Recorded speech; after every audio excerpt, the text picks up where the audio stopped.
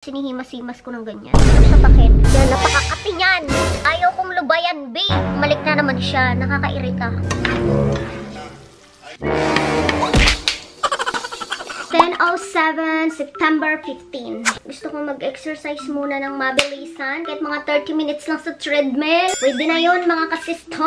But, before anything else, aray na, puwing pa ko ba? Before anything else, meron tayo ditong gagamitin, mga kasister, na pang-exercise para pagpawisan ka talaga ng bongalicious. Never ko pa itong na-try kasi kakarating lang niya. But this one, lagi siyang ginagamit kapag nag-run sa treadmill. But today, ito muna gagamitin natin. Pero wait lang. Diyan lang kayo. Ipiplex ko lang to ng very light. Isa ito sa mga nakuha kong free doon sa Black app. So, ayan tayo, mga kasister. Para tayong mag-hiking kasi parang mukhang bag tong ating pang-exercise na ginamit for today's video. We'll see kung ito ay mag-work, mga kasister. Wala, para siyang bag. So, hindi niyo ko makita kasi itong camera natin, mga kasister, ay nagpo-focus. So, yan ang ating outfitan for today's exercise. Let's go! Gamit ko itong ating pang-exercise na belt na nakuha natin dito sa TT. So, tapos na ako mag-exercise, mga ka-dirger, at hinubad ko na nga itong ating kapote. At ayun nga, pinagpawisan tayo ng bongalicious. Ngayon, ginugutom naman ako. O, ano ka dyan? Grabe na talaga i-touch. So, may mga kati-kati dyan. Ang gamit ko lang po is, kati ng mata ko na naman. Ganito siya kapag ganitong month.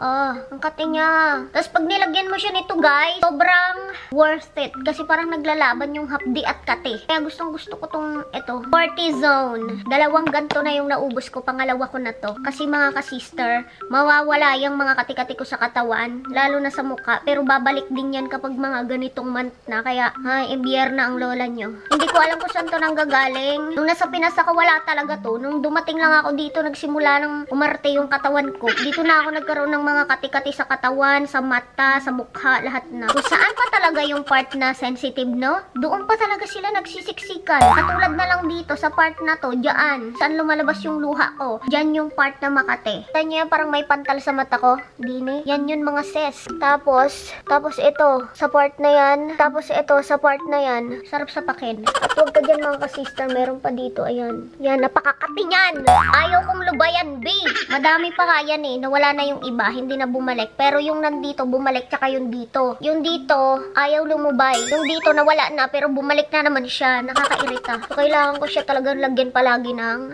ito. Lalo na kapag kumakati na siya, kailangan mo na siyang lagyan talaga, bi. Kasi kung hindi, kakalat siya. Katulad nito, sobrang laki niya. Kasi minsan tinatamad talaga ako maglagay nito. Especially kapag sobrang busy ako sa buhay ko. Wala na akong time maglagay. So anyway, na-share ko lang. Wala nagtatanong. Time check, 4:37 PM. Texas time. Gawa ko na nga pala yung sauce para sa aning lulutuin for today's dinner. Mag-prepare lang ako ng sibuyas at bawang. And then, see you later kapag luto na ang lahat. Bye. It's time to cook for dinner! First, let's go check leftover rice. Pwede ko pa itong kainin. Later. Save ko lang to dahil kakainin ko pa to later. Ito ginagamit kong takalan.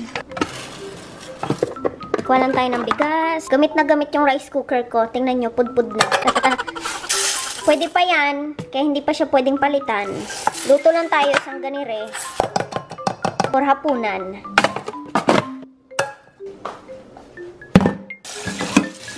Gasan lang natin yung bigas. Isa pa. Isang takal ng bigas, isang takal din ng tubig. Ganun lang magsaing, B. Napakadali. Mamaya na nga lang ulit tayo mag-usap, mga te. Kasi ako'y magpupokus na muna dito sa aking pa-dinner. Baka kasi mamaya hindi masarap. Kaya kailangan ko mag-focus. Bye muna, mga te.